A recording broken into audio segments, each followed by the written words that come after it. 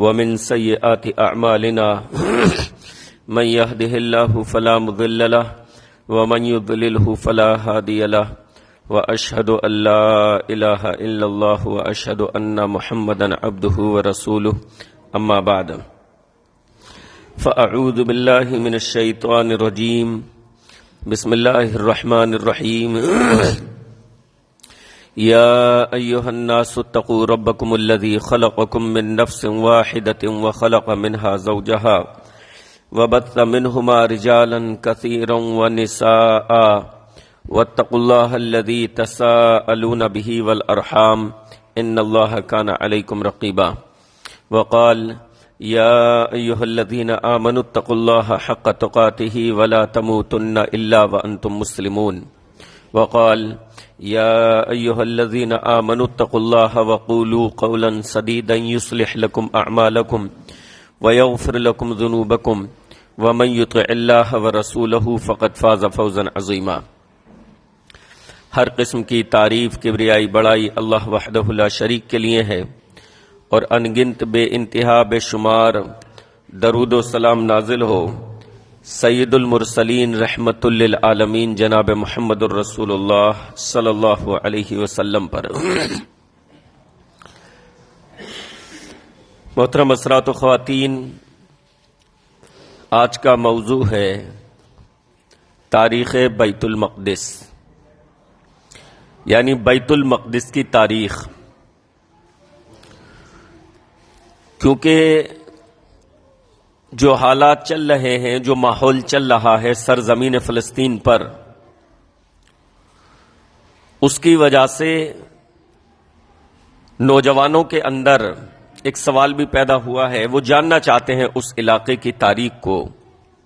کل بھی ایک صاحب نے پوچھا تھا، تو بجائے اس کے کہ یوٹیوب سے یہاں وہاں سے کچی پکی معلومات ان کو حاصل ہو، ہم یہ سمجھتے ہیں کہ اس علاقے کے تعلق سے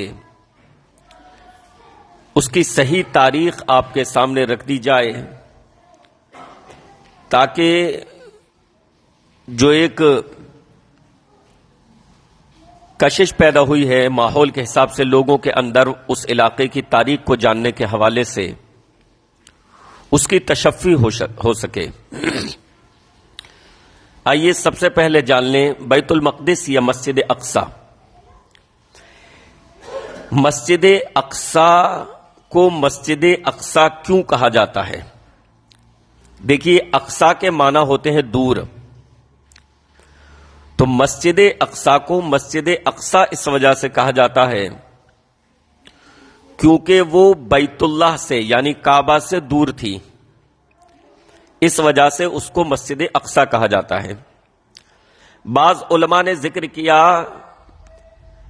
کہ دنیا میں اس وقت جو عبادت گاہیں تھیں، تو زیادہ تو تھی نہیں، تو جو عبادت گاہ تھی مسجد اقصی، وہ دنیا سے دور تھی، رہائشیوں سے دور، اس وجہ سے اس کو مسجد اقصی کہا جاتا ہے۔ بعض علماء نے یہ کہا کہ کیونکہ وہاں پر جب انسان عبادت کرتا ہے تو اللہ تعالیٰ اس کو گناہوں سے پاک فرما دیتا ہے، گناہوں سے دور کر دیتا ہے، اس وجہ سے اس کو مسجد اقصی کہا گیا۔ بہرحال یہ وجہ تسمیہ ہے، یہ نام کی وجہ ہے کہ مسجد اقصی کو مسجد اقصی کیوں کہا جاتا ہے۔ اب دوسرا سوال کہ مسجد اقصی کو تعمیر کس نے کیا؟ تو عام طور سے یہ سمجھا جاتا ہے کہ مسجد اقصی کو حضرت سلیمان علیہ السلام نے تعمیر فرمایا ہے۔ ایک قول یہ ہے کہ حضرت سلیمان علیہ السلام نے تعمیر فرمایا ہے، لیکن یہ قول درست نہیں ہے، درست معلوم نہیں ہوتا، اس وجہ سے بلکہ حضرت سلیمان علیہ السلام نے مسجد اقصی کی یا بیت المقدس کی صرف تجدید فرمائی ہے، نئے سرے سے اس کو تعمیر کیا ہے، تعمیر جدید، لیکن اصل انہوں نے تعمیر نہیں کیا۔ بلکہ درست بات یہ معلوم ہوتی ہے کہ مسجد اقصی کی تعمیر بھی حضرت آدم علیہ السلام نے فرمائی، کیونکہ بخاری و مسلم کی ایک حدیث ہے، اللہ کے نبی علیہ الصلوۃ والسلام سے حضرت ابوذر رضی اللہ عنہ نے سوال کیا، اے اللہ کے رسول صلی اللہ علیہ وسلم، ایو مسجد وضع فی الارض اول، روئے زمین پر سب سے پہلے کون سی مسجد تعمیر ہوئی؟ تو اللہ کے نبی علیہ الصلوۃ والسلام نے جواب دیا، المسجد الحرام، مسجد حرام یعنی کعبہ، بیت اللہ۔ حضرت ابوذر رضی اللہ عنہ نے سوال کیا، پھر اس کے بعد کون سی مسجد؟ تو کہا اللہ کے نبی علیہ الصلوۃ والسلام نے، المسجد الاقصی، مسجد اقصی۔ حضرت ابوذر رضی اللہ عنہ نے سوال کیا، اے اللہ کے رسول صلی اللہ علیہ وسلم، ان دونوں کے درمیان کتنا فاصلہ ہے؟ تعمیر کے درمیان دونوں کی، مسجد حرام اور مسجد اقصی کی۔ تو اللہ کے نبی علیہ الصلوۃ والسلام نے فرمایا 40 سال۔ تو اس سے یہ پتا چلا، کم از کم یہ اشارہ ملا کہ مسجد حرام اور مسجد اقصی کی تعمیر ایک ہی نسل نے کی ہے۔ بھائی 40 سال کا فاصلہ کوئی بہت بڑا فاصلہ نہیں ہوتا، بہت بڑا فاصلہ نہیں ہوتا، تو کم از کم یہ پتا چلتا ہے کہ ایک ہی جنریشن، ایک ہی نسل نے جو ہے اس کی تعمیر کی ہے۔ تو اب اگر یہ تسلیم کیا جائے، یہ مانا جائے کہ بیت اللہ کی، کعبے کی تعمیر حضرت ابراہیم نے کی ہے، اور بیت المقدس کی تعمیر، مسجد اقصی کی تعمیر حضرت سلیمان نے کی ہے، تو حضرت ابراہیم اور حضرت سلیمان کے درمیان جو فاصلہ ہے وہ ہزاریوں سال کا ہے۔ تو یہ بات غلط ہو جاتی ہے حدیث کی روح سے، کیونکہ اللہ کے نبی علیہ الصلوۃ والسلام نے صرف 40 سال کا فاصلہ بتایا۔ اسی وجہ سے علامہ ابن الجوزی رحمہ اللہ فرماتے ہیں، اس حدیث کو سامنے رکھتے ہوئے، کہ درست بات یہ ہے کہ نہ تو کعبے کی تعمیر حضرت ابراہیم نے کی اور نہ مسجد اقصی کی تعمیر حضرت سلیمان نے کی، بلکہ کعبے کی تعمیر حضرت آدم نے کی۔ ایک قول ہے کہ فرشتوں نے کی، لیکن زیادہ درست بات یہ معلوم ہوتی ہے کہ حضرت آدم علیہ الصلوۃ والسلام نے تعمیر فرمائی، کیونکہ انسانوں کی عبادت کے لیے بیت اللہ بنایا گیا، تو فرشتے اس کی تعمیر کریں، یہ بات ذرا قرین قیاس نہیں لگتی۔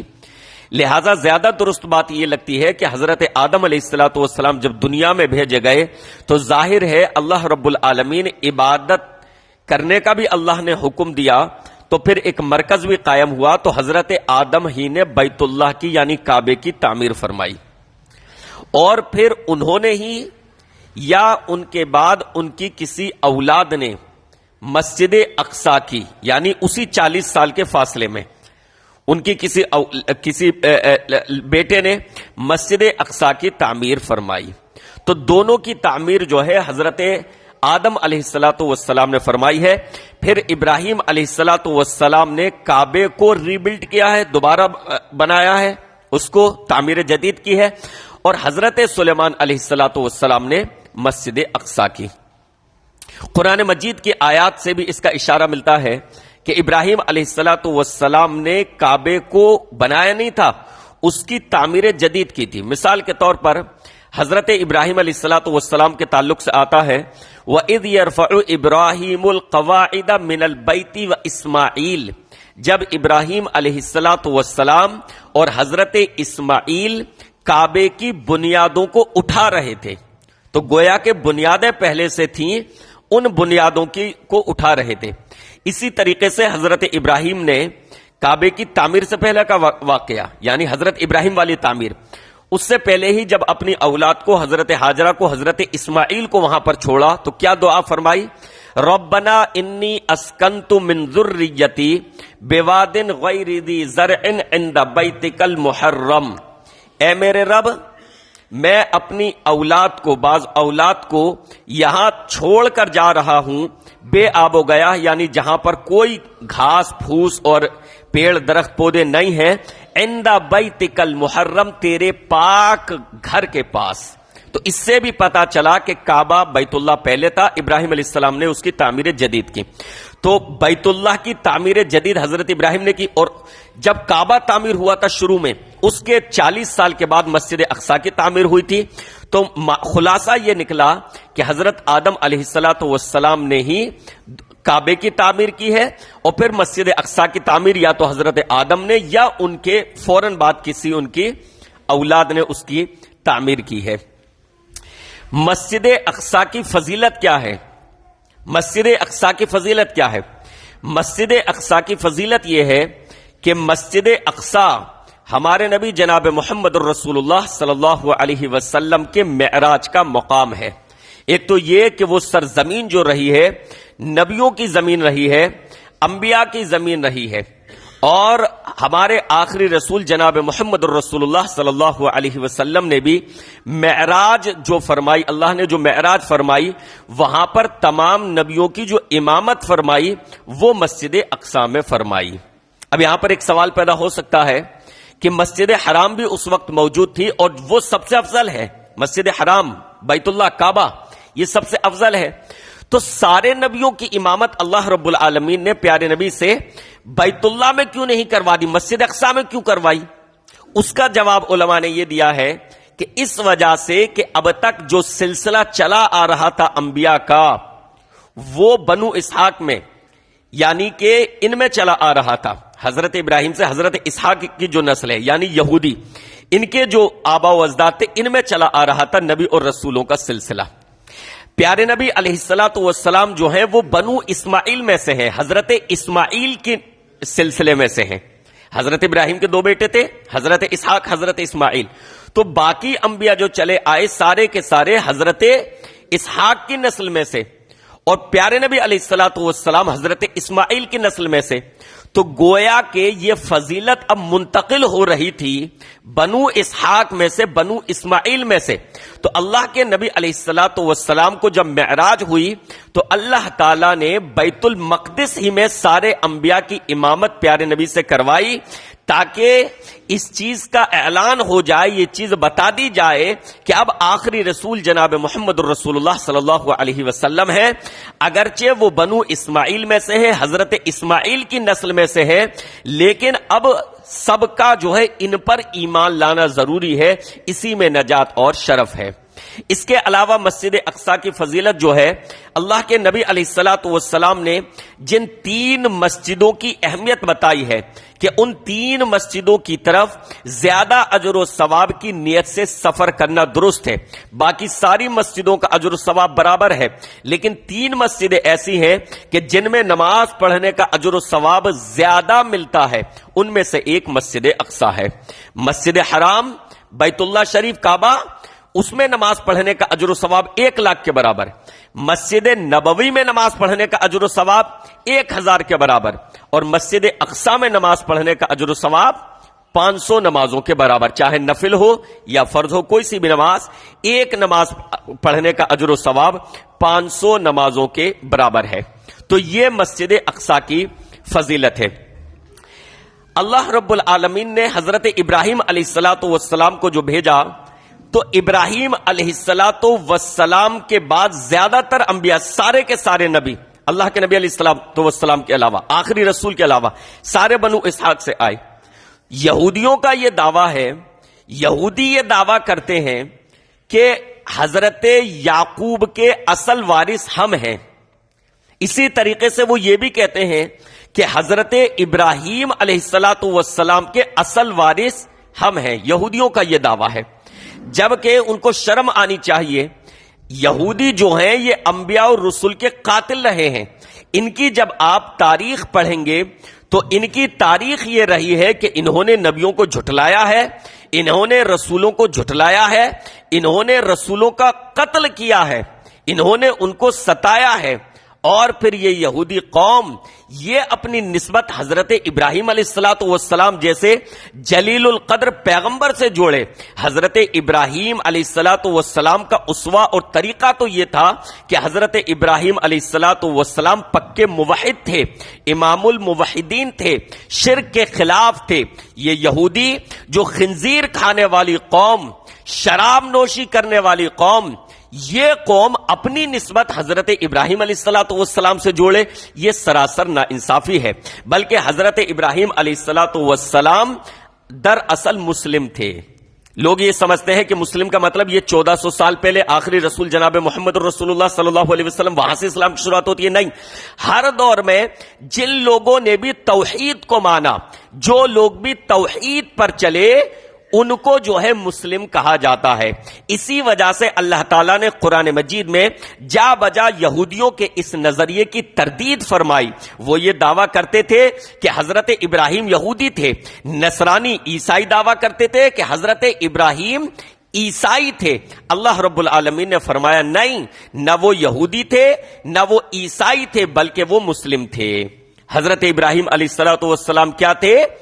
مسلم تھے، مسلم۔ اللہ رب العالمین نے فرمایا وَمَن يَرْغَبُ عَن مِّلَّةِ إِبْرَاهِيمَ إِلَّا مَن سَفِهَ نَفْسَهُ، ابراہیم علیہ السلام کے طریقے سے، ان کی راہ سے وہی شخص روگردانی کرے گا، وہی شخص الگ ہٹے گا جو بے وقوف ہوگا۔ اذ قال له ربه اسلم قال اسلمت لرب العالمین، اللہ نے حضرت ابراہیم سے کہا کہ مسلم بن جاؤ۔ اذ قال له ربه اسلم، اسلام لے آؤ، مسلم بن جاؤ۔ تو انہوں نے کہا اللہ میں اسلام لاتا ہوں، میں مسلم بنتا ہوں۔ اسی طریقے سے ابراہیم علیہ السلام نے اپنی اولاد کو وصیت کی تھی، وَوَصَّى بِهَا إِبْرَاهِيمُ بَنِيهِ وَيَعْقُوبَ يَا بَنِيَّ إِنَّ اللَّهَ اصْطَفَى لَكُمُ الدِّينَ فَلَا تَمُوتُنَّ إِلَّا وَأَنْتُمْ مُسْلِمُونَ۔ حضرت ابراہیم نے اپنی اولاد کو وصیت کی، حضرت یعقوب نے اپنی اولاد کو وصیت کی۔ حضرت یعقوب کا نام آیا، حضرت یعقوب ہی کو اسرائیل کہا جاتا تھا، حضرت یعقوب علیہ السلام کو ہی اسرائیل کہا جاتا تھا۔ تو ان کا دعویٰ ان سارے نبیوں پر ہے اور مانتے یہ کسی کی نہیں۔ تو حضرت یعقوب نے اپنی اولاد کو وصیت کی، حضرت ابراہیم نے اپنی اولاد کو وصیت کی، یا بنیہ ان اللہ اصطفیٰ لکم الدین فلا تموتن الا وانتم مسلمون، کہا کہ اے میرے بچوں، اللہ نے تمہارے لیے دین کو چن لیا ہے، لہذا تمہاری موت اس حال میں آنی چاہیے کہ تم پکے سچے مسلمان ہو، تم مسلم ہو۔ تو یہ لوگ بھی جو تھے یہ سارے کے سارے کون تھے؟ مسلم تھے۔ جو توحید پر چلے وہ سارے کے سارے کیا کہلاتے ہیں؟ مسلم کہلاتے ہیں۔ جو انبیاء پر ایمان لائے وہ کیا کہلائیں گے؟ وہ مسلم کہلائیں گے۔ تو ان کی یہودیوں کی جو ہے حضرت ابراہیم سے کوئی نسبت نہیں بیٹھتی، حضرت یعقوب سے، حضرت اسحاق سے کوئی نسبت۔ اللہ رب العالمین نے قرآن مجید میں ایک اور جگہ انتہائی وضاحت کے ساتھ ارشاد فرمایا ما کان ابراہیم یہودیا ولا نصرانیا ولکن کان حنیفا مسلما، حضرت ابراہیم نہ تو یہودی تھے، نہ نصرانی یعنی عیسائی تھے، نہ نصرانی تھے، بلکہ کیا تھے؟ حنیفا مسلما، پکے سچے مسلم تھے، پکے مسلمان تھے۔ تو حضرت ابراہیم علیہ السلام۔ اب آئیے دیکھتے ہیں یہودیوں کی تاریخ اور اس علاقے کے حوالے سے بنی اسرائیل تو اب ان کے ملک کا نام ہو گیا۔ فرعون نے جب اسرائیلیوں پر ظلم و ستم کیا، جب ان پر بہت زیادہ ظلم و ستم کیا، آپ ایک بات کا خیال رکھنا، یہ قوم اللہ رب العالمین کی پیاری قوم رہی ہے، یہ اللہ کی چہیتی قوم رہی ہے۔ اللہ رب العالمین نے ان پر بہت زیادہ انعام و اکرام فرمایا، لیکن اللہ نے ان پر جتنا انعام فرمایا، جتنا انعام و اکرام فرمایا، انہوں نے اللہ کی اتنی ہی ناشکری اور نافرمانی کی، انہوں نے نبی اور رسولوں کی اتنی ہی نافرمانی کی، اور انہوں نے دنیا میں اسی قدر سرکشی پھیلائی، اسی قدر انہوں نے دنیا میں خونریزی کی۔ فرعون نے اسرائیلیوں کو اپنا غلام بنا لیا، ان پر ظلم و ستم کیا۔ اللہ رب العالمین نے حضرت موسیٰ علیہ السلام کو بھیجا کہ ان کو ان کی فرعون کی غلامی سے نجات دلائیے۔ حضرت موسیٰ علیہ السلام فرعون کے ظلم سے لے کر اسرائیلیوں کو جو ہے وہاں سے نکلتے ہیں، اور فرعونی جب ان کا تعاقب کرتے ہیں، فرعون جب تعاقب کرتا ہے تو اللہ سامنے سمندر تھا اور پیچھے فرعون، اللہ رب العالمین نے وہاں پر بھی ان کو نجات دی فرعون کے ظلم سے۔ جبکہ سارے راستے بند ہو چکے تھے، اللہ نے حضرت موسیٰ کو کہا کہ لاٹھی ماریے، عصا اپنا اس میں ماریے۔ حضرت موسیٰ نے عصا مارا اور وہ سمندر دو حصوں میں ہو گیا۔ حضرت موسیٰ اور ان کی قوم یعنی یہ اسرائیلی یہ وہاں سے نکل گئے، اور پیچھے سے فرعون آیا اور وہ ڈوب گیا، وہ غرق آب ہو گیا۔ اس کے بعد حضرت موسیٰ علیہ السلام ان کو لے کر بیت المقدس میں آئے، اس علاقے میں آئے، فلسطین۔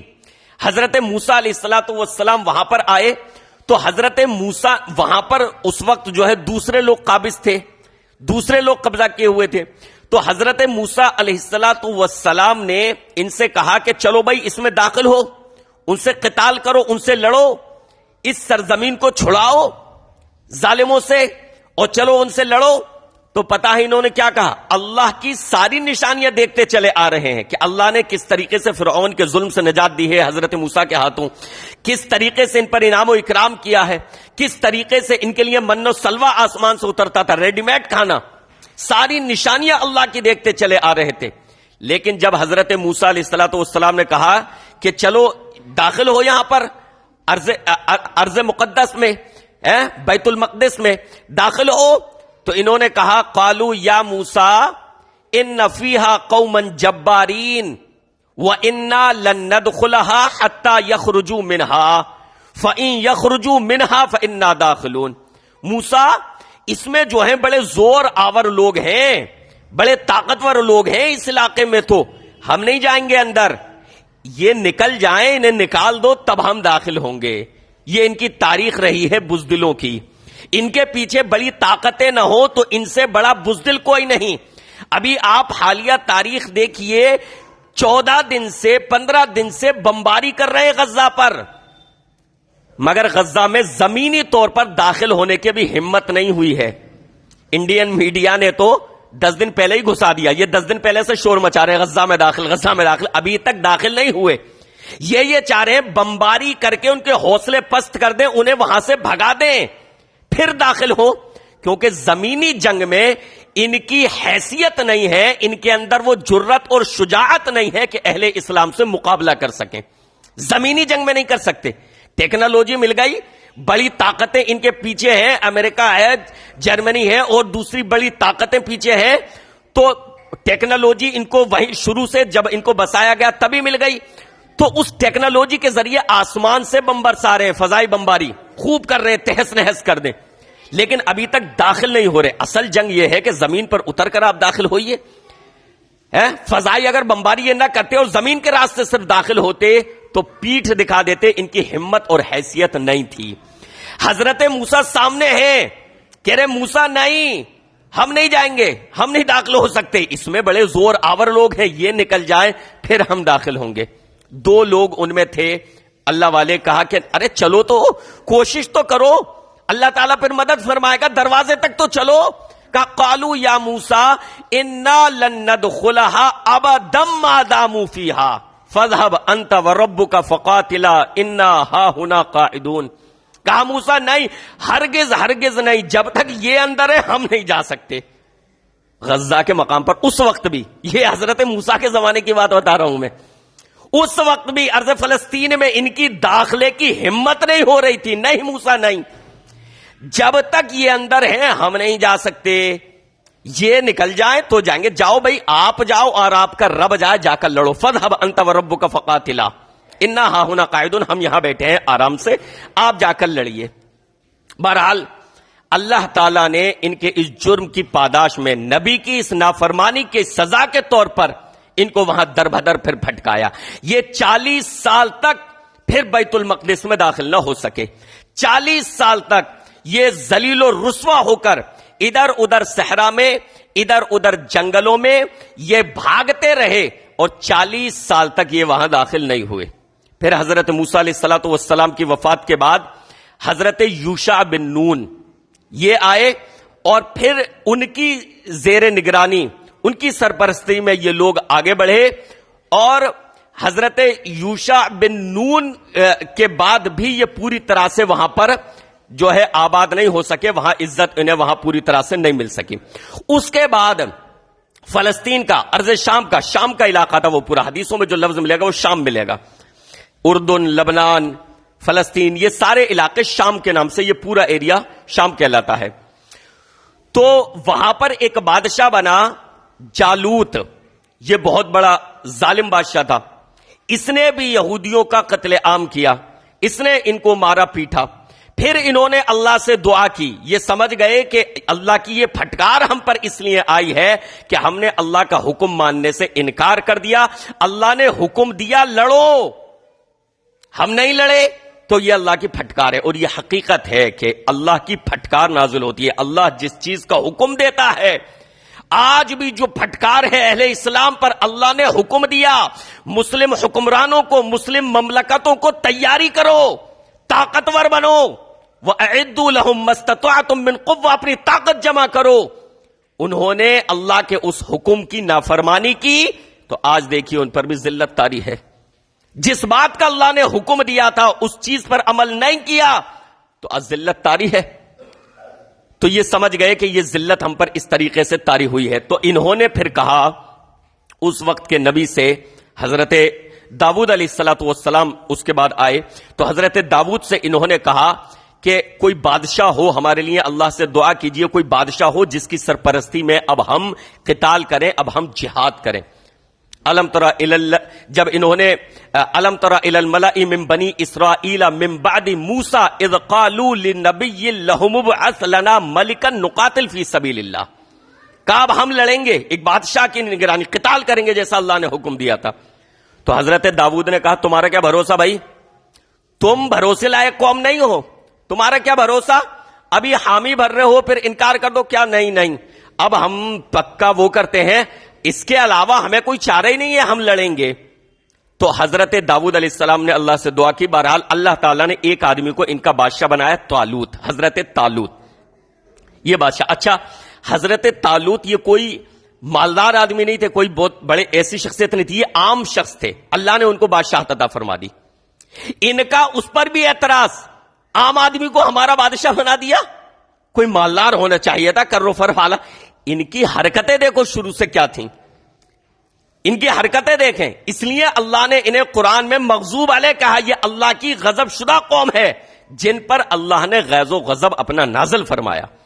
خود دعا کروائی اللہ بادشاہ دے دے، اللہ نے بادشاہ دے دیا، کہا ارے یہ والا نہیں ہونا چاہیے تھا، کوئی اور ہونا چاہیے تھا، کوئی بڑا آدمی، یہ تو عام آدمی تھا ہمارے ساتھ، اس کو اللہ نے بادشاہ بنا دیا۔ حضرت داؤد نے سمجھایا کہ بھائی اس سے کچھ نہیں ہوتا، اللہ نے بادشاہ بنا دیا، اب اس کی اطاعت کرو۔ تو بہرحال پھر حضرت طالوت علیہ السلام نے، حضرت داؤد نے، ان لوگوں نے پھر جالوت سے جو ہے قتال کیا، جنگ کی، اور حضرت داؤد نے جو ہے جالوت کو جو ہے قتل کیا۔ اس کے بعد ان لوگوں کو وہاں پر امن و امان تھوڑا سا میسر ہوا، اور وہاں پر بیت المقدس میں، اس علاقے میں، فلسطین میں، اس علاقے میں ان کو سکون تھوڑا سا حاصل ہوا۔ حضرت داؤد نے ایک مسجد کی تعمیر شروع کی، لیکن حضرت داؤد پوری نہ بنا سکے۔ پھر حضرت داؤد کے بیٹے آتے ہیں حضرت سلیمان علیہ السلام، تو حضرت سلیمان بھی نبی تھے۔ پھر حضرت سلیمان علیہ السلام نے ایک عبادت خانہ وہاں پر، یعنی مسجد ایک تعمیر کی، حضرت سلیمان نے، جس کو یہ ہیکل سلیمانی کہتے ہیں، اسی کو یہ ہیکل سلیمانی کہتے ہیں۔ حضرت سلیمان علیہ السلام نے ایک عبادت خانہ وہاں پر تعمیر کیا، جس کو یہ ہیکل سلیمانی کہتے ہیں۔ اللہ رب العالمین نے ان کو اس وقت تھوڑی سی عزت دی، تھوڑا سا سکون دیا، تھوڑی ان میں جو ہے ان کو راحت میسر آئی۔ حضرت سلیمان علیہ السلام کے بعد پھر ان میں بد عملی آ گئی، شرک ان میں آ گیا۔ حضرت سلیمان کو، حضرت عزیر کو اللہ کا بیٹا ماننے لگے، شراب کے رسیا یہ ہو گئے، پھر زناکاری ان میں عام ہو گئی، خنزیر سوروں کو یہ کھانے لگے، تو ان میں بدعملی پھر عام ہو گئی۔ تو اللہ تعالیٰ نے پھر ان پر ذلت طاری کی، اور حضرت سلیمان علیہ السلام کے 350 سال کے بعد بخت نصر، اربل کا بادشاہ تھا، اربل جو عراق میں ہے، وہاں کا بادشاہ تھا، وہ آیا بیت المقدس اور اس نے بیت المقدس کو تہس نہس کر دیا، ہیکل سلیمانی میں آگ لگا دی، ہیکل سلیمانی کو گرا دیا۔ ایک دیوار بچی تھی جسے یہ دیوار گریا کہتے ہیں، دیوار گریا دیکھا ہوگا آپ نے، مسلمان ادھر عبادت کر رہے ہیں، یہ ایک دیوار کے پاس ہیں، وہ ایک دیوار بچی تھی، دیوار گریا جسے یہ لوگ بولتے ہیں۔ تو بخت نصر آیا، اس نے ان کو بے تحاشا مارا، گھروں میں گھس گھس کے ان کا قتل کیا، گھروں میں عورتوں کو ان کے قیدی بنایا، اور زبردست طریقے سے ان کی کٹائی ہوئی۔ حضرت سلیمان علیہ السلام کے 350 سال کے بعد بخت نصر، اس کا بھی قرآن میں نام لے کر نہیں، اشارہ ہے۔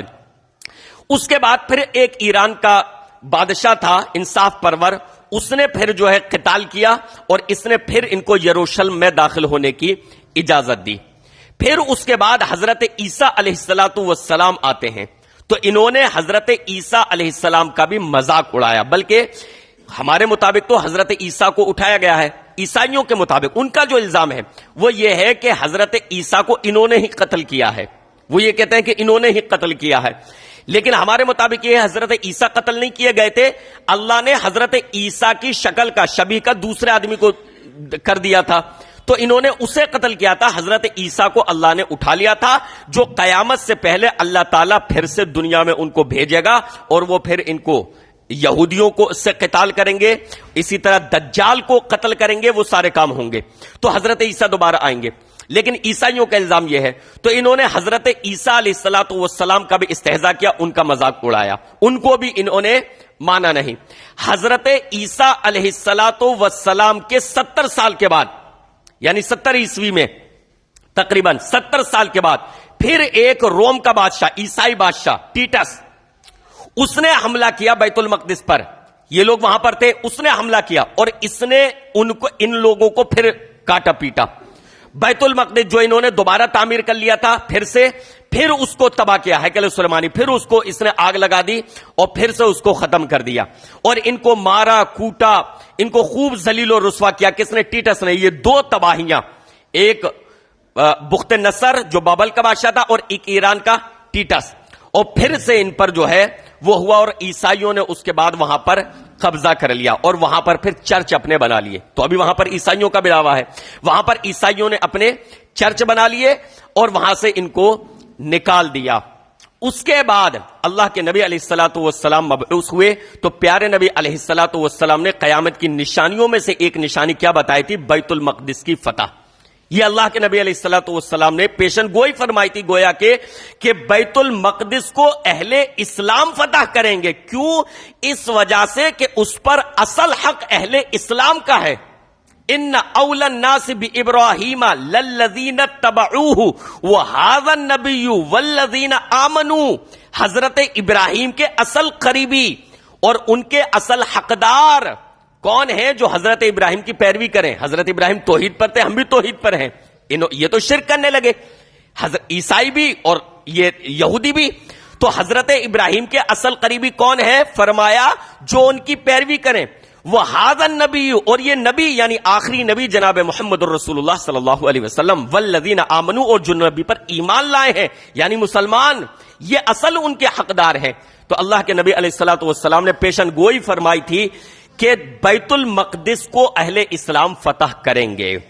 تو حضرت عمر رضی اللہ عنہ نے سن 15 ہجری میں بیت المقدس کو فتح کیا۔ جب پیارے نبی علیہ السلام کا واقعہ معراج پیش آیا تھا، اس وقت بھی وہ علاقہ جو تھا وہ عیسائیوں کے کنٹرول میں تھا، بیت المقدس عیسائیوں کے پاس تھا، عیسائی پادریوں کے پاس تھا۔ اس وقت بھی جب اللہ کے نبی علیہ السلام نے کو معراج ہوئی ہے تو وہ عیسائیوں کے پاس تھا۔ سن 15 ہجری میں حضرت عمر رضی اللہ عنہ نے بیت المقدس کو فتح کیا۔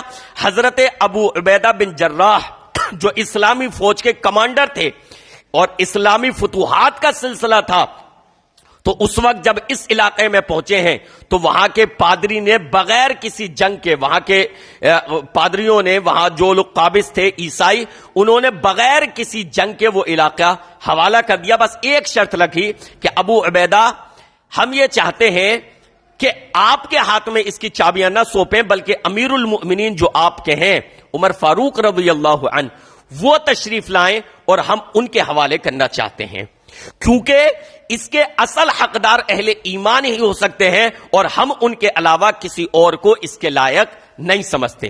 لہذا تاریخ گواہ ہے، تاریخ شاہد ہے، لاکھوں مربع زمین کے مالک سیدنا عمر فاروق رضی اللہ عنہ مدینہ سے چلتے ہیں اونٹنی پر سوار ہو کر، غلام بھی ساتھ میں ہے اور سادہ لباس میں، سادہ کپڑوں میں مدینہ سے چلتے ہیں اور اونٹ سواری پر بھی باری باری سوار ہوتے ہیں۔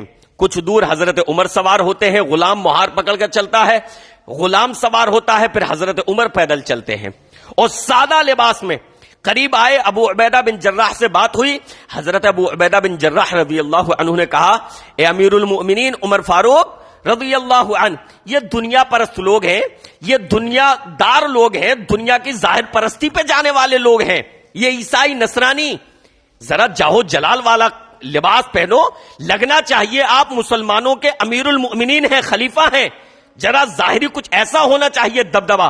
حضرت عمر رضی اللہ عنہ نے کہا، عبداللہ ابن جراح کہا اللہ نے ہمیں اسلام کے ذریعے عزت دی ہے، کپڑوں پر نہیں جاتے ہم.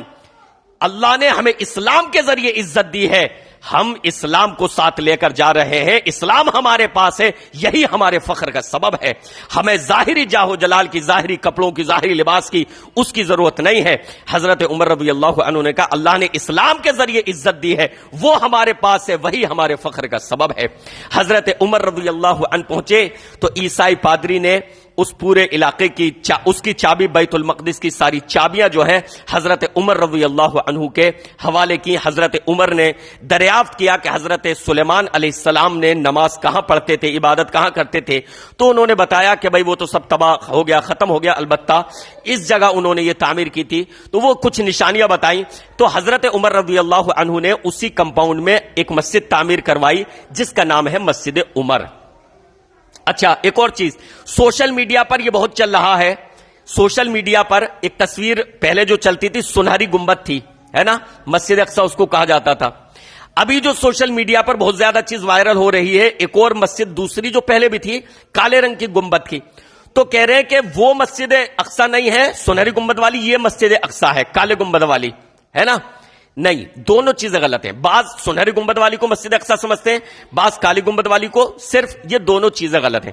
مسجد اقصی دراصل پورے کمپاؤنڈ کا نام ہے، حدود ہیں اس کے، اس پورے کمپاؤنڈ کا نام ہے. اس میں کئی مسجدیں ہیں، مسجد عمر بھی ہے، مسجد قبلہ بھی ہے، اور بھی کئی مسجدیں ہیں. تو قریب 5 مسجدیں ہیں. تو وہ پورا کمپاؤنڈ جو ہے اس پورے احاطے کا نام مسجد اقصی ہے. وہ پورا ایریا کہا جائے گا، اس کو تقسیم نہیں کیا جائے گا. کالی گنبد والی جو ہے وہ بھی مسجد اقصی ہی میں شامل ہے، سنہری گنبد والی جو ہے وہ بھی مسجد اقصی ہی میں شامل ہے. وہ پورا جو علاقہ کمپاؤنڈ ہے، وہ پورے جو حدود ہے، وہ سارا کا سارا مسجد اقصی میں شامل ہے. تو حضرت عمر رضی اللہ عنہ نے مسجد عمر کی جو ہے تعمیر فرمائی. اس کے بعد سے لے کر 1948 تک 1350 سال تک تقریباً مسجد اقصی مسلمانوں کے پاس رہی. حضرت عمر رضی اللہ عنہ کے تقریباً سن 492 ہجری میں حضرت عمر رضی اللہ عنہ کے بعد پھر مسلمانوں میں بگاڑ آیا. دور اموی چلتا رہا، پھر عباسی حکومت آئی، پھر ان حکومتوں میں بگاڑ آیا، فاطمی حکومت آئی. مسلمان بھی پھر غلط روش پر چلے گئے، بدعملی ان میں عام ہو گئی. وہ نوجوان جو راتوں کو تہجد پڑھتے تھے، جو نمازیں پڑھتے تھے، جو اللہ اللہ کرتے تھے، جو دعائیں کرتے تھے، جن کا تعلق اللہ سے تھا، وہ دنیا میں مشغول ہو گئے، وہ حسن اور زناکاری کے رسیا ہو گئے. تو پھر تقریباً 452 میں عیسائیوں نے وہاں پر حملہ کیا اور وہاں پر پھر سے قبضہ کر لیا. سن 452 میں عیسائیوں نے پھر سے وہاں پر قبضہ کر لیا. اور معلوم ہے اس وقت عیسائیوں نے مسلمانوں کو اپنے چنگل میں پھنسانے کے لیے حسن کا استعمال کیا، لڑکیوں کا استعمال کیا تھا.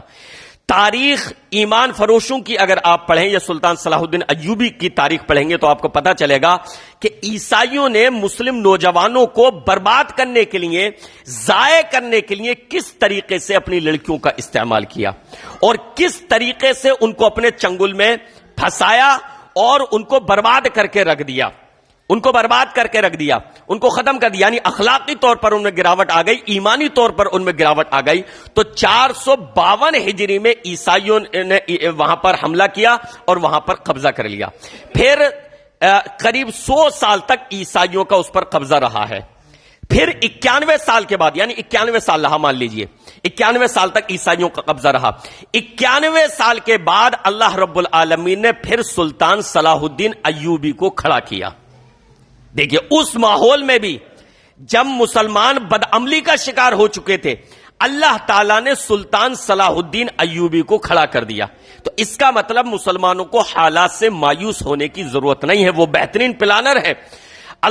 مسلمانوں کو حالات سے مایوس ہونے کی ضرورت نہیں ہے، بس ضرورت ہے اللہ کی طرف رجوع کرنے کی، اپنے عملوں کو درست کرنے کی، اپنی اصلاح کی، مسلم حکمرانوں کو اپنا محاسبہ کرنے کی، اپنی اصلاح کی، اس کی ضرورت ہے کہ ہم سے کہاں چوک ہو رہی ہے کہ اللہ نے ہم پر یہ ذلت مسلط فرما دی ہے. ورنہ اللہ جب مسلم حکمران، مسلم مملکتیں، مسلمان اپنے اعمال درست کر لیں گے تو اللہ تعالیٰ انہی کو پھر کسی کو اتنی قوت عطا فرما دے گا کہ پھر سے وہ اس کو فتح کر سکیں.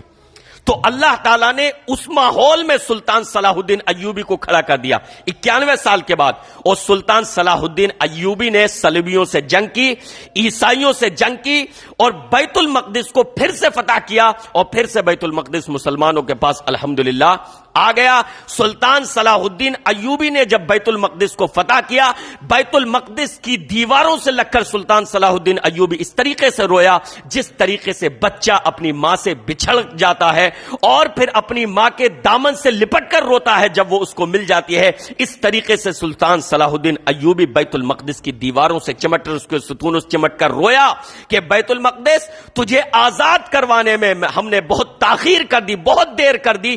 91 سال تک تیری سرزمین تجھ پر عیسائیوں کا قبضہ رہا. تو 91 سال کے بعد سلطان صلاح الدین ایوبی نے پھر سے جو ہے بیت المقدس کو فتح کیا. تو حضرت عمر کے زمانے میں ہزاروں سال کے بعد جو اللہ اکبر کی صدا گونجی تھی، بیچ میں 91 سال کا جو یہ رہا گیپ، اس میں یہ صدا نہ گونجی، اور پھر سلطان صلاح الدین ایوبی کے بعد پھر سے جو ہے وہ اللہ اکبر کی صدا بیت المقدس میں گونجی، اور پھر سے اہل اسلام کا جو ہے اس پر الحمدللہ کنٹرول ہو گیا. اس کے بعد یہودیوں پر وہ ذلت طاری رہی. دنیا میں جگہ جگہ یہ دربدر کیے جا رہے تھے، جگہ جگہ یہ کاٹے پیٹے جا رہے تھے، جگہ جگہ یہ مارے جا رہے تھے. تو یہ لوگ پناہ گزین کے طور پر، جس کو کہتے ہیں شرنارتھی، ہم کو اپنے یہاں رہنے کی جگہ دے دو، ہم رہ لیں گے، کھا پی کے کسی طرح گزارا کر لیں گے، ہم کو اپنے یہاں جگہ دے دو. فلسطینیوں نے ان پر ترس کھایا اور ان کے یہاں یہ آتے رہے اور وہ انہیں جگہ دیتے رہے کہ کوئی بات نہیں، آرام سے رہو. ان پر ترس کھایا. ان کو اپنے زمانے میں بھی ان سے کوئی انہوں نے ان کو ستایا نہیں، ان پر ظلم نہیں کیا. اور جب ان کو ہر جگہ پیٹا گیا تو اپنے جگہ بھی ان کو انہوں نے شرنارتھی کی حیثیت سے، پناہ گزین کی حیثیت سے ان کو رکھا. ہٹلر کا وقت آیا تو ہٹلر نے 60 لاکھ یہودیوں کو قتل کیا، ان کو خوب زیادہ قتل کیا. اس کے بعد یہ انگریز کا دور آیا اور جگہ جگہ انگریز کی حکومت ہو رہی تھی. تو انگریز کا سامراج جب ختم ہوا، اس کی حکومتوں کا سورج جب غروب ہونے لگا تو اسی وقت ہمارا ملک آزاد ہوا، اور اسی وقت فلسطین پر پھر انگریز کا کنٹرول ہو گیا تھا. جب سب جگہ حکومت ان کی ہو رہی تھی تو فلسطین کو بھی انہوں نے غلام بنا لیا، اپنے ہمارے ملک کو بھی غلام بنا لیا تھا. اس کے بعد ان کا سورج غروب ہو رہا تھا تو یہ ساری ریاستیں آزاد ہو رہی تھیں. جس طریقے ہمارے ملک کو انہوں نے آزاد کیا، چھوڑا، اسی طریقے سے فلسطین کو بھی انہوں نے چھوڑا. لیکن جاتے جاتے ایک زخم، ایک ناسور وہاں پر پیدا کر گئے. انہوں نے کیا کیا؟ یہودیوں کو وہاں پر ایک حکومت، یہ کہا کہ بھئی یہ ہر جگہ بھاگے بھاگے پھر رہے ہیں، ان کو مارا کاٹا جا رہا ہے، کیوں نہ ایک حکومت ان کی بھی ہونی چاہیے، ان کی اپنی ایک اسٹیٹ ہونی چاہیے. چلو ٹھیک ہے، ہونی چاہیے. تو جب تم ان پر احسان کر رہے ہو، ان کے ہمدرد بن رہے ہو، تو اپنے یہاں یورپ میں کیوں نہیں دی جگہ؟ اپنے یہاں دینی چاہیے تھی. لیکن نہیں، یہ اصل ان کی ہمدردی نہیں تھی. یہ بھی جانتے تھے یہودیوں کی مکاری، یہ خطرہ مول نہیں لینا چاہتے تھے کہ یورپ میں ہم نے جگہ دے دی، یہاں پر ان کی حکومت قائم ہو گئی تو کہیں ان کے شر سے، ان کے فتنے سے ہم ہی لوگ پریشان نہ ہو جائیں. تو کیا کرو، ان کی پچھلی تاریخ کے مطابق ان کو ورغلانا آسان ہے، لہٰذا چلو ان کو یہاں پر بسا دو، فلسطین کو 2 حصوں میں تقسیم کر دو، آدھی زمین فلسطینیوں کو دے دو اور آدھی زمین جو ہے ان کو دے دو یہودیوں کو، اور اسرائیل بن جائے. تو 1948 میں انہوں نے زمین کو 2 حصوں میں بانٹا اور 56% جگہ جو ہے اس یہودیوں کو دے دی، اسرائیل نام سے اسٹیٹ قائم ہو گئی، اور 44% جو ہے وہ مسلمانوں کو دے دی. جبکہ شروع سے وہاں اس پورے خطے پر 100% پر مسلمان تھے، اہل اسلام تھے، اور اپنے زمانے میں انہوں نے کبھی بھی یہودیوں کو تنگ نہیں کیا، نہ ان کو قتل کیا. جب پوری دنیا میں مارا جا رہا تھا تب بھی فلسطینیوں نے ان سے کوئی چھیڑ چھاڑ نہیں کی. لیکن بلکہ ان کے ساتھ ہمدردی کا جذبہ رکھا کہ ٹھیک ہے بھائی یہاں شرناٹی کی حیثیت سے ہو، پناہ لیے ہوئے ہو، کوئی بات نہیں، رہو سہو۔ ان کی آبادی بڑھتی گئی، پہلے 1% تھے، 5% ہوئے، 10 ہوئے، 30% تک پہنچ گئے، 1948 میں 30% تک پہنچ گئے۔ تو 56% حصہ زمین کا انہیں دے دیا گیا اور 44% مسلمانوں کو۔ اب انگریز جب وہاں چلا گیا تو جو عرب ممالک تھے، اسرائیل بیچ میں ہے، ادھر ادھر سب عرب ممالک ہیں، سب عرب ممالک ہیں۔ اب دیکھیے سارے کے سارے عرب ممالک ہیں، بیچ میں یہ ناسور۔ تو مسلم ممالک نے، عرب ممالک نے اس پر حملہ بول دیا، بھائی ہم برداشت نہیں کریں گے، یہودی مملکت کو، یہودی حکومت کو ہم درمیان میں برداشت نہیں کریں گے، حملہ کر دیا۔ اسرائیل، جیسا کہ میں نے پہلے کی ان کی تاریخ بتائی، یہ بزدل پہلے سے، قالوا یا موسیٰ ان فیہا قوما جبارین وانا لن ندخلھا فیہا، ہم نہیں جا سکتے، لڑ نہیں سکتے، یہ بزدل پہلے سے۔ لیکن ان کی سپورٹ بڑی حکومتیں کرتی رہیں، امریکہ، فرانس، جرمن، بڑی حکومتیں کرتی رہیں۔ تو عرب ممالک نے حملہ تو کیا لیکن بڑی حکومتوں کا ان کو سپورٹ تھا، امریکہ کا ان کو سپورٹ تھا، انہوں نے ان کو جدید ترین ہتھیار دیے، سپورٹ دیا، لہٰذا عرب ممالک کو شکست ہوئی، ہار ہوئی، کیونکہ بڑی طاقتیں ان کے پیچھے تھیں اور ان کے پاس اتنی طاقت تھی نہیں۔ یہ اللہ کے فرمان کو بھلا بیٹھے تھے جو اللہ نے حکم دیا تھا کہ تیاری رکھو، طاقتور بناؤ اپنے آپ کو، یہ اپنے آپ کو اللہ کے اس فرمان پہ عمل نہیں کیے، یہ تو یہ ہار کھائے۔ جب لڑائی ہوئی تو پھر اسرائیل نے فلسطین کی اور زمین پر قبضہ کر لیا، پھر بنا جنگ کے بھی وہ آگے بڑھتا رہا، قبضہ کرتا رہا، اور اس کے بعد قریب 3-4 جنگیں لڑی گئی ہیں، اس کے بعد بھی یہ جنگ کے حالات کے علاوہ بھی آگے بڑھتا رہا، اور اب حال یہ ہے کہ ان کا وہاں پر جو ہے تقریباً 85% قبضہ ہے، اور 85 یا 82 کے پاس، اور مسلمانوں کے پاس صرف 18 سے 20% جو ہے وہ مسلمانوں کے پاس ہے۔ غازہ پٹی یہ صرف ایک پٹی ہے، اور اس کے بعد تھوڑا سا فلسطین کا حصہ ہے، باقی پورا اسرائیلیوں نے قبضہ کر رکھا ہے، سارا کا سارا۔ تو آپ دیکھیے کہ کس طریقے سے ایک مظلوم کی حیثیت سے وہاں پر آئے تھے، اور پھر ان کا پرسنٹ وہاں بڑھتا گیا، اور پھر انگریز نے 1948 میں کس طریقے سے وہاں پر اسرائیل کو قائم کر دیا، اس کے بعد سے اب تک وہاں پر ایک طرح سے یہودیوں کا قبضہ اور کنٹرول ہے بیت المقدس پر۔ تو ہم تو پھر منتظر ہیں کہ اللہ رب العالمین مسلم حکمرانوں کو، عرب ممالک کو عقل دے، اور اللہ رب العالمین ان میں سے ہی کسی میں اتنی طاقت پیدا کر دے کہ وہ مسلمانوں کو وہاں انصاف دے اور اسرائیل کو صفحہ ہستی سے وہاں سے ختم کر دیں۔ وہ ناصور ہے وہاں کا، وہ کبھی بھی تسلیم نہیں کرنا چاہتے فلسطین کو، ورنہ 2 نیشن تھیوری بھی وہاں کئی مرتبہ آئی، لیکن اسرائیل اس کو قبول نہیں کرے گا۔ حالیہ ماحول میں آپ دیکھ لیجئے۔ اچھا ایک بات، یہ میں نے جو پوری تاریخ بیان کی ہے، آپ ایک چیز دیکھیں گے، یہودیوں کو جو مارا کاٹا ہے، یہودیوں کو جو پیٹا ہے، جو ذلیل و رسوا کیا ہے، وہ عیسائیوں نے کیا ہے، عیسائیوں نے کیا ہے، انہوں نے انہیں مارا کاٹا ہے، انہوں نے مارا ہے۔ رومن جو میں نے ذکر کیا، حضرت عیسیٰ کی 70 سال کے بعد ٹیٹس نے، عیسائی تھا، اس نے ان کا قتل عام کیا۔ تو ان کو قتل جو کیا ہے وہ عیسائیوں نے کیا ہے، مسلمانوں نے نہیں۔ اور اب یہ جو ظلم و ستم کر رہے ہیں وہ کس پر کر رہے ہیں؟ مسلمانوں پر، اور عیسائیوں سے ان کی دوستی ہو گئی۔ تو یہ حالات ہیں، تبدیلیاں ہیں، ہواؤں کا رخ ہے، فضاؤں کا رخ ہے کہ کب کدھر کو کروٹ لیتا ہے۔ اب حالیہ معاملے میں آپ دیکھیں 1948 سے لے کر اب تک اسرائیل جو ہے وہ فلسطینیوں پر ظلم و ستم کر رہا ہے۔ ہمارے سامنے ایک تصویر رکھی جاتی ہے کہ بھئی یہ واقعہ پیش آیا اور اس کے بعد اسرائیل یہ حملہ کرنے لگا، نہیں، یہ واقعہ پیش آنے کے علاوہ بھی وہ جب چاہتا جس فلسطینیوں کو قتل کر دیتا، جس کو چاہتا بندک بنا کر، قیدی بنا کر اپنے ساتھ لے جاتے، جس کو چاہتا اس پر ظلم و ستم کرتا، عورتوں کے ساتھ بدتمیزی، یہ تمام کاروائیاں اس کی جاری تھیں، اور فلسطین کی زمین پر وہ قبضہ کیے جا رہے تھے، آگے بڑھتے جا رہے تھے۔ اب دیکھیے یہودی، ان کے پاس یہودیوں کے پاس رحم نام کی کوئی چیز نہیں ہوتی، یہ ہمیشہ فسادی، شرری، انہوں نے نبیوں کو قتل کیا ہے، انہوں نے نبیوں کا مذاق اڑایا ہے، انہوں نے رسولوں کو ستایا ہے، یہ اہل اسلام پر کیسے ترس کھا سکتے ہیں؟ حملہ اس پہ، ہاسپٹل پہ بھی حملہ کیا گیا، کتنے 500 لوگ، جبکہ یہ جنگی حالات کے خلاف ہے۔ جنگ کے بھی اصول و ضوابط ہوتے ہیں۔ جنگ میں ہاسپٹل پر حملہ نہیں کیا جا سکتا، جنگ میں اسکول پر حملہ نہیں کیا جا سکتا، جنگ میں عام شہریوں پر، عام ناگرکوں پر حملہ نہیں کیا جا سکتا، لیکن اسرائیل ان تمام اصولوں کو، ان تمام چیزوں کو بالائے طاق رکھ کر فلسطین کے عام شہریوں پر بم برساتا ہے، اسپتال پر حملے کرتا ہے۔ ایک اسپتال کا واقعہ عام ہو گیا، مشہور ہو گیا، لیکن اس کے علاوہ نہ جانے کتنے اسپتالوں پر وہ حملہ کر چکا ہے۔ اسکولوں کو نشانہ بناتا ہے، مشہور یونیورسٹی تھی فلسطین کی، اس کو نشانہ بنایا، اس پر حملہ کیا، تو یونیورسٹیوں کو نشانہ بناتا ہے۔ تو یہ سارا ظلم و ستم وہاں پر جاری ہے، اور دنیا کی دو رخی اور منافقت دیکھو کہ اس ظلم پر خاموش ہیں۔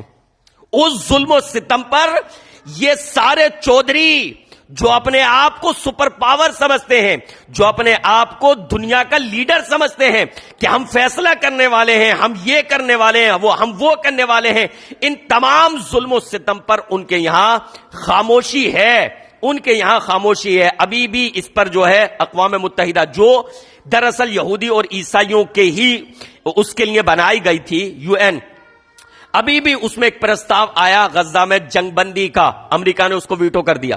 ایک طرف وہ بیان دیتا ہے، ایک طرف بیان دیتا ہے کہ رکن یہ غلط ہے، غزہ کے شہریوں پر حملہ نہیں ہو، یعنی 2 کشتیوں پر سوار ہو رہا ہے، اور دوسری طرف UN میں جب پرستاو آتا ہے، یہ ابھی پرسوں کی بات ہے، UN میں پرستاو آتا ہے تو اس کو ویٹو کر دیتا ہے کہ نہیں، یہ جنگ بندی چلنی چاہیے، کہ اس میں اس کا فائدہ ہے، ہتھیار سپلائی کرے گا، ہتھیار بیچے گا تو اس کا فائدہ، اس کی اپنی پالیسی ہے۔